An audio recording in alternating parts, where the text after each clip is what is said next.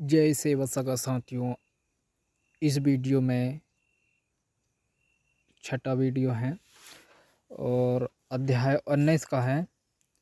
तो गोंडी में मृतक संस्कार करते हैं और फिर उसको कैसे कैसे नियम कानून हैं, तो इस वीडियो में अपन जानेंगे साथियों।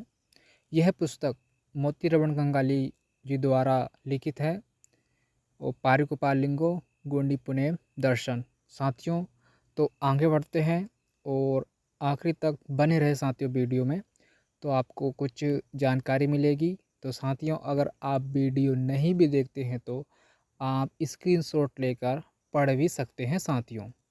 तो आगे बढ़ते हैं। मृतक संस्कार। गौड़ समुदाय में मृतक जीव को धरती की गोद में समाधिस्थ करने अर्थात मिट्टी देने का रिवाज है। इस क्रिया को जीवातून तोड़ी सियाना नेंग कहा जाता है। गोंडी दर्शन में ऐसी मानता है कि प्रकृति के 5 तत्वों एर तोड़ी अद्दी वाड़ी पोकड़ी के संयुक्तिकरण से गणजीव का जन्म होता है और उनके विघटन से गणजीव मर जाता है। ये एर आने पानी, तोड़ी आने होता है मिट्टी, अदड़ी आने तेज वाली वाड़ी आने हवा और पोकड़ी आने शब्द तत्व का संयुक्तिकरण कर जीव तत्व का निर्माण दावदाई रूपी परसपिन शक्ति करती है। जब इन 5 तत्वों के संयुक्तिकरण में विघटन हो जाता है तब जीव तत्व की तेज शक्ति, हवा शक्ति, पोकरण शक्ति और जल शक्ति अपने आप प्रकृति में विलीन हो जाते हैं। मात्र मिट्टी तत्व शेष रहता है जिसे समाधिस्थ कर मिट्टी में मिला दिया जाता है। गोंडी दर्शन में आत्मा तत्व को कोई स्थान नहीं है, जीव तत्व की मान्यता है। तो सगा साथियों आप कहीं मृतक जीव की मिट्टी देने जाते हैं और परमात्मा से प्रार्थना करते हैं, लेकिन इसमें साथियों गोंडी दर्शन में आत्मा का कोई महत्व ही नहीं है, कोई स्थान ही नहीं है साथियों। तो आगे बढ़ते हैं। इसलिए जीव पुटसी वायता, जीव जन्म लेता है, जीव सवता, जीव मर जाता है। जीवा नयता, जीव दुखता है, जीव सुखता मंद, जीव सुख में अन इसका मतलब है जीव दुख भी है, जीव को मनुष्य है उसमें दुख भी है और उसमें सुख भी है। चुडुर जीवा आने छोटा जीव, फड़ा जीवा ने बड़ा जीव, आदि बक प्रचार गोंडी भाषा में, वहाँ के प्रचार गोंडी भाषा में प्रचलित है। प्रकृति के सभी जीव सत्वों के अनुसार मनुष्य भी एक जीव सत्व है। वे जिस प्रकार मरणोपरांत मिट्टी में मिल जाते हैं उसी तरह मनुष्य जीव को मिट्टी में मिला देने का रिवाज आज गोंड समुदाय में है। जिस परिवार का जीव मर जाता है उस परिवार के लोग शोक में डूबे होते हैं, अतः उनके सगा संबंधी उनके सभी रिश्तेदारों को मृत जीव को खबर पहुँचते ही सभी सगाजन जमा हो जाने पर मृत जीव के लिए 2 बांस की लकड़ी का एक सीढ़ी तैयार करते हैं, जिस पर चटाई या कुछ भी बिछाकर उस पर एक सफ़ेद कपड़ा बिछाया जाता है। मृत जीव के परिवार के साथ सगा संबंधी ही उसके लिए नए कपड़े खरीद ले आते हैं।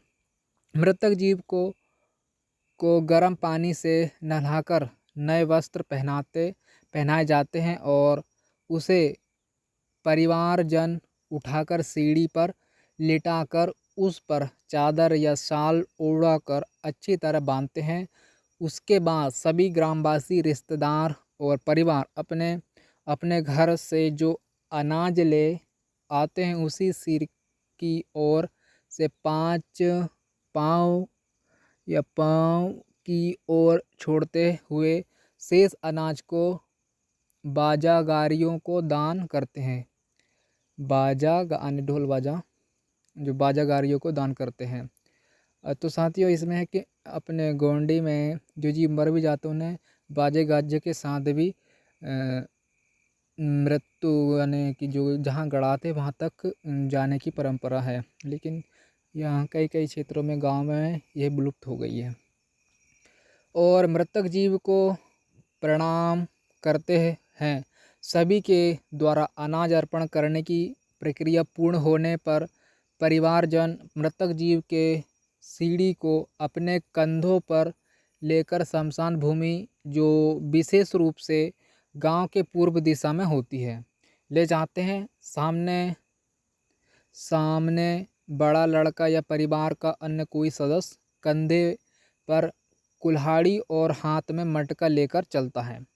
शमशान घाट के पास पहुंचने पर अर्थी को विश्राम देने हेतु कंधों पर से नीचे उतारा जाता है। सभी लोग नीचे बैठ जाते हैं।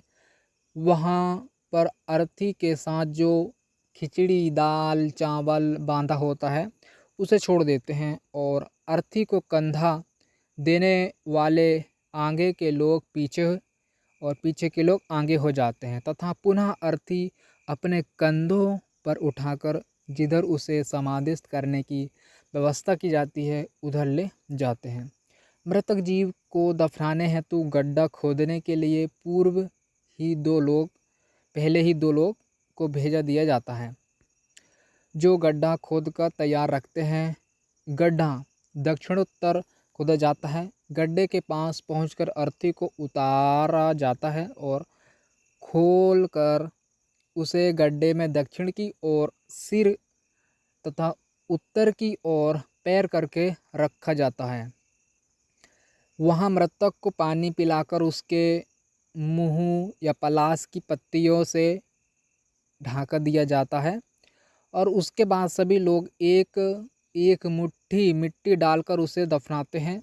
सभी को ओर से माटी देने का काम होने पर फावड़ा से मिट्टी खींच कर गड्ढे को पुराया जाता है और बीच बीच में कांटे युक्त डालियां बिछाकर उस पर मिट्टी डालकर पत्थरों से धम्मस किया जाता है और जिससे उद्माशन जैसे प्राणी मृतक जीव को भक्षण करने वाले जो जीव होते हैं वे छेद न कर सके। गड्ढा बुझाने के बाद उस पर पत्थर रखे जाते हैं और अंत में सभी उसको प्रणाम कर दाएं से बाएं 5 चक्कर मारकर वापस लौटते हैं।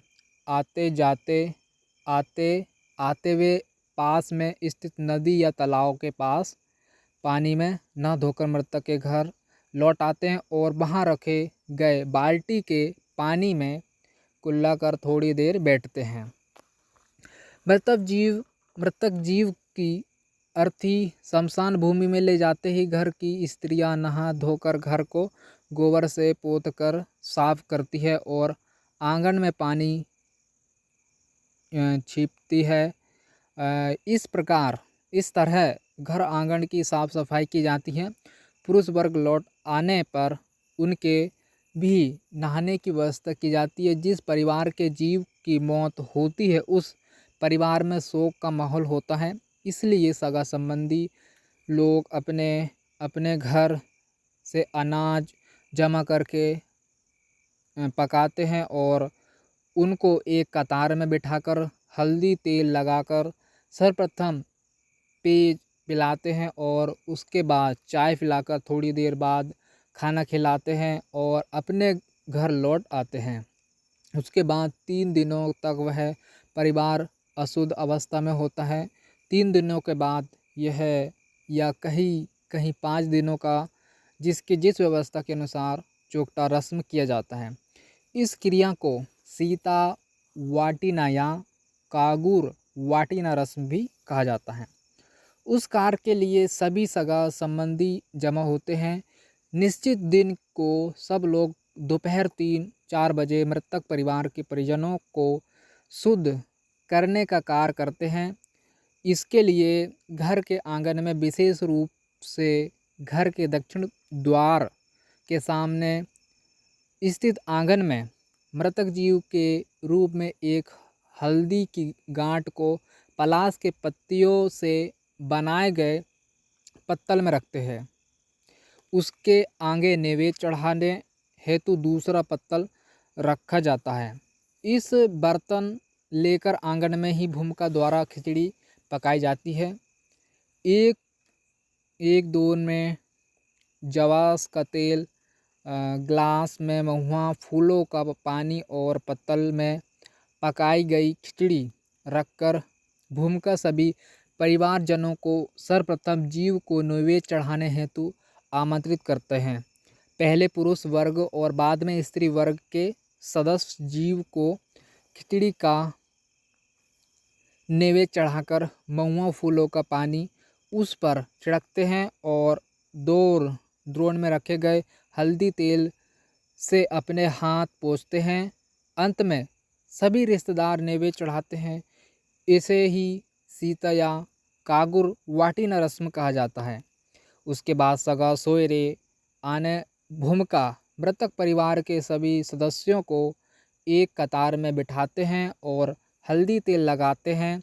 सभी को गुड़, पानी और पान सुपारी खिलाते हैं, जिससे सभी परिजन चोखो हो जाते हैं और अंत में सभी मिलकर एक पंगत में बैठकर खाना खाते हैं। आंगन में स्थापित जीव को भूमिका एक कोरे कपड़े में बांधकर घर के किसी कोने में बांध देता है और पेन कारण तक वही बंधा होता है। इस तरह मृतक परिवार के सभी सदस्य शुद्ध हो जाते हैं और उस दिन से वे दूसरों के घर में आना जाना कर लेते हैं या कर सकते हैं। मृतक संस्कार में जो अंतिम संस्कार होता है वह मृतक जीव को पेन शक्ति में मिलाने की प्रक्रिया होती है, जिसे पेन कारण देव कारण कहा जाता है। इस कार्य के लिए सभी सगा सोयरों तथा ग्रामवासियों को न्योता दिया जाता है। न्योता देने वाला पेन कारण का न्योता यह कहकर देता है अमुक दिन के चिवला है, दूसरे दिन राकेश खाना और तीसरे दिन गुड्डी या माता छिपानी का कार्यक्रम है। न्योता पाकर सभी रिश्तेदार निश्चित तिथि पर 4 बजे पहुंच जाते हैं। सगा सोयरों में से किसी एक को भूमिका बनाया जाता है। वह घर के दक्षिण द्वार के आंगन के पूर्व भाग में थोड़ी सी जगह गोबर से पोतता है और उस पर पीसी हल्दी या आटे से एक चौकोर कोन बनाता है। उसके बाद एक आरती में चावल, पीसी हल्दी और हल्दी का वह गांठ जिसे चौकटा कार्यक्रम के समय भूमिका द्वारा घर के किसी कोने के लकड़ी में बांधकर रखता है। परिवार के सभी सदस्यों को वहां बुलाकर जीव उतारने का निश्चय किया जाता है। इसके लिए लिखे गए चौक के स्थान पर सर्वप्रथम मोह के डाल की एक मेढ़ी गाड़ दिया जाता है और सभी लोग खड़े होकर भूमिका के साथ आरती लेकर पूरब की ओर मुँह करके हाथ जोड़कर खड़े हो जाते हैं और परसापेन को सुमरण कर यह प्रार्थना करते हैं कि उनका मृतक जीव उनके आंगन में स्थापित मेढ़ी के सामने बनाए गए चौक में विराजमान हो जाए। इस तरह प्रार्थना कर भूमिका आरती में रखे हुए जीव रूपी हल्दी के गांठ को पलाश के पत्तल पर रखकर चौक में रखता है। उसके बाद जीव को अक्षित लगाकर सभी हाथ जोड़कर प्रणाम करते हैं। यही कार्यक्रम विशेष तौर पर माघ माह के प्रथम पक्ष में किया जाता है, जब सर्दी का मौसम अपने चरम सीमा पर होता है। जीव को टोकरी से ढक कर रखा जाता। सभी लोग नृत्यगान करते हुए जीव की रक्षा करते हैं। यह कार्य उस परिवार की जो विवाहित बेटियां होती है उनका होता है। वे रात भर जीव के सामने जलाए गए दिए को बुझने नहीं देती। उसके इस कार्य को गोंडी में रक्सियाना काज कहा जाता है। दूसरे दिन सुबह जीवा की मेहमानी की जाती है। उसे बकरे की बलि चढ़ाई जाती है। प्राचीन काल में बैल की बलि चढ़ाई जाती थी, परंतु कालमान के अनुसार उसमें परिवर्तन किया जा चुका है। वर्तमान में किसी क्षेत्र में बकरे की बलि दी जाती है तो किसी क्षेत्र में मात्र नारियल को सूम घास की रस्सी में बांधकर उसे जीव के पास स्थापित मेड़ी में बांध दिया जाता है। परिवार के सभी सदस्य अक्षित लगाकर उसके पैर पड़ते हैं और पूजा पाठ होने पर बकरे की बलि दी जाती है। जो लोग नारियल चढ़ाते हैं वे नारियल फोड़ते हैं। मृतक जिसके सगा देवों के शाखा का होता है उतने ही हंडियों में एक सारणी चूल्हा बनाकर एक साथ खाना पकाया जाता है, जिसमें बकरे का गोश्त भी होता है। जो लोग बकरा नहीं काटते वे नारियल ढोल के टुकड़े सब्जी के रूप में पकाते हैं। उधर भूमिका जीव को नौवे चढ़ाते हुए चावल और उड़द की दाल का खिचड़ी पकाता है। खिचड़ी पक जाने पर उसमें हंडियों में पकाई गई थोड़ी सब्जी मिला दी जाती है। उसे एक टोकरी में रखा जाता है। उसके बाद जीव को पेन में मिलाने हैं तो उसे लेकर गांव के बाहर पूर्व दिशा में जाते हैं।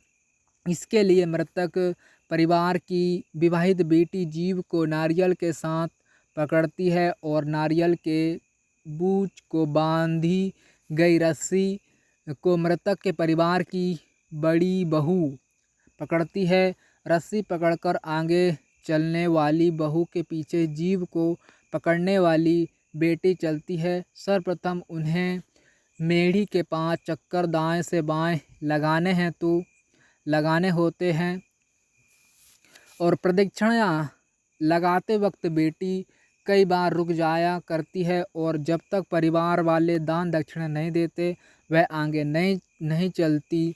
इस तरह दक्षिणा लेते वक्त अपने भाइयों से वह रुपया वसूल करती है। प्रदक्षिणा पूरे हो जाने पर वे गांव की पूर्व दिशा में जाते हैं।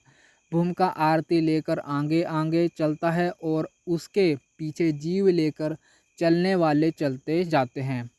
उसके साथ सभी रिश्तेदार और ग्रामवासी भी जाते। भूमिका के साथ ही टोकरी में खिचड़ी, एक सब्बल और यह बटली साथ ले जाते हैं। अच्छी सी जगह देखकर वे सभी रुक जाते हैं। भूमिका के साथी मिट्टी खोदकर एक चबूतरा बनाते हैं, जिसे बनाने के लिए सभी लोग एक एक मुट्ठी मिट्टी डालते हैं। चबूतरा बन जाने पर उसे पानी डालकर लिपा पोता जाता है। उसे गोबर से सरका कर उस पर पीसी हल्दी या आटे से चौकोर चौक बनाया जाता है। चबूतरा के चारों कोनों में 4 गूलर के टहनी लगाते हैं। उसी तरह 4 कलश 4 कोनों में और बीच में एक कलश रखते हैं। 4 कलशों को सूती धागे से दाएं से बाएं घुमाकर बांधा जाता है। 5 दाएं से बाएं घुमाकर बांधा जाता है। 5 कलशों को जलाने के बाद पलस के पत्ते पर जीव को रखा जाता है। चबूतरे के सामने निवेद चढ़ाने हैं तो दूसरा पत्तल रखा जाता है। एक दोन में हल्दी तेल और गिलास में महुआ भिगोया हुआ पानी रखा जाता है। सर्वप्रथम परिवार के सभी सदस्य हाथ धोकर नैवेद्य चढ़ाते हैं और महुआ फूलों का पानी जीव पर छिटककर हल्दी तेल से हाथ मिलते हैं। परिजनों के बाद सभी सदस्य नैवेद्य चढ़ाते हैं।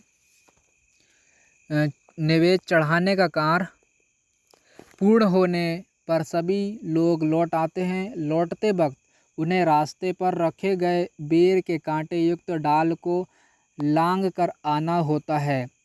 घर लौट आने पर दरवाजे पर परिवार की बेटियां सभी को पाँव धोने के लिए पानी देती है और उन पर पानी छिटकती है। परिवार के सदस्य जब अपने घर में अपनी कुल देवता को प्रणाम करने जाते हैं, उस परिवार की बेटियां उन्हें दरवाजे पर रोकती है। जब वे उन्हें दान दक्षिणा देते हैं तब उनको वे अंदर प्रवेश करने देती है। इस तरह सभी शुद्ध हो जाने पर सभी के साथ बैठकर हुक्का पानी पीते हैं। उसके बाद सभी भोजन करते हैं। इस रस्म को गुड्डी माचीना पेनकरण कियाना नेंग कहा जाता है और इस नेंग के पश्चात जो भोजन किया जाता है उसे रकास जावा कहते हैं, क्योंकि रात भर जीव की रक्षा या सुरक्षा रकास यानी सुरक्षा करने वालों को यह भोजन दिया जाता है। खाना खाने के बाद सभी लोग रात्रि के वक्त आराम करते हैं तो कुछ नाचते गाते हुए अपना मनोरंजन करते हैं। तीसरे दिन जो अंतिम कार्यक्रम होता है उसे माता छिपानी नेंग कहते हैं। कोई उसे पगड़ी रस्म या पाग बंधन कहते हैं। इसके लिए मृतक के परिवार के सदस्यों को कंबल की बिछाई पर एक कतार में पूर्व की ओर मुँह करके बिठाया जाता है। सभी सगा सोयरे उन्हें सर्वप्रथम तेल चावल का टीका लगाते हैं और फिर धोती कपड़ा साड़ी या पोलका गमछा आदि अपनी हैसियत से उन पर डालते हैं। बारी बारी से सभी लोग इसी प्रकार करते हैं। इस नेंग को गोंडी में माता छिपानी आने माते को छिपाने का रस्म कहा जाता है। उसके बाद सभी को उठाया जाता है। इस तरह पगड़ी रस्म का यह कार्य सभी मिलाकर भोजन करते हैं और मृतक जीव का पेनकरण संस्कार समाप्त हो जाता है। अंत में सभी रिश्तेदार विदा लेकर अपने गांव चले जाते हैं। युक्त पेनकरण संस्कार प्राचीन काल में 3 दिनों तक चलता था, जिसके लिए बहुत खर्च उठाना पड़ता था। इसलिए बदलते परिवेश को ध्यान में रखकर आजकल इसे एक ही दिन के 3 पहरों में पूरा किया जाता है। उसी तरह पगड़ी रस्म के लिए जो रिश्तेदारों को खर्चा करना पड़ता था उसे नेंग को भी बंद कर दिया गया है। मात्र परिवार के ज्येष्ठ सदस्य को नए कपड़े भेंट देकर यह रस्म सभी सगा संबंधियों के द्वारा किया जाता है। तो सगा साथियों, इस वीडियो को यहीं विराम देते हैं और अध्याय 19 यहीं समाप्त होता है। तो साथियों, सभी को जय सेवा, जय जोहार, जय भीम, जय संविधान।